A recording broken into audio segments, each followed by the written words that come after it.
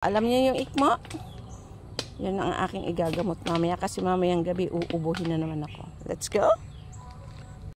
Yung panahon kasi ay wala nang ikmo. Sa amin yun buyo. Buyo. Sa Tagalog ikmo. Yung panahon ang daming ikmo dito. Kung saan lang. Ngayon, buti na lang yung pinsan ko. Meron siyang tanim na ikmo. Kasi alam niya nagamot yun. Yun, kita niyo yung papunta doon. Maglalakad kami ng aking apo. Ito, ang dinadaanan namin.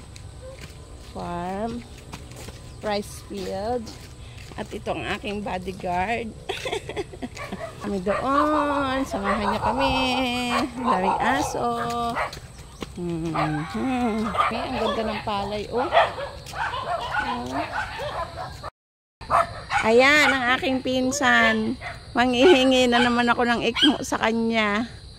Mabuti na lang may kaakyatin niya. Si Lito.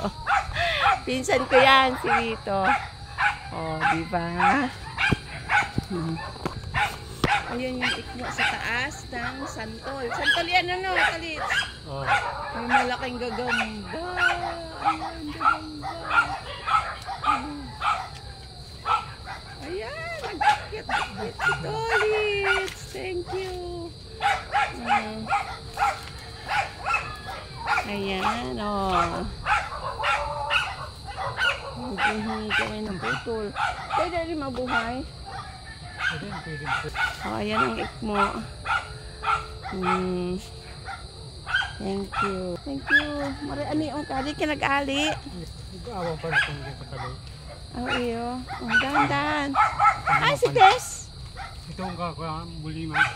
Kamar. Ha? Ito pa, yan niya. Dahil nagtrabaho si Tess? Iya. Oh, dahan-dahan.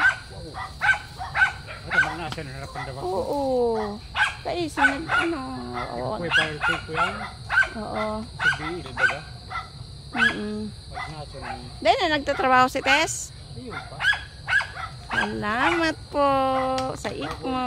Malalaman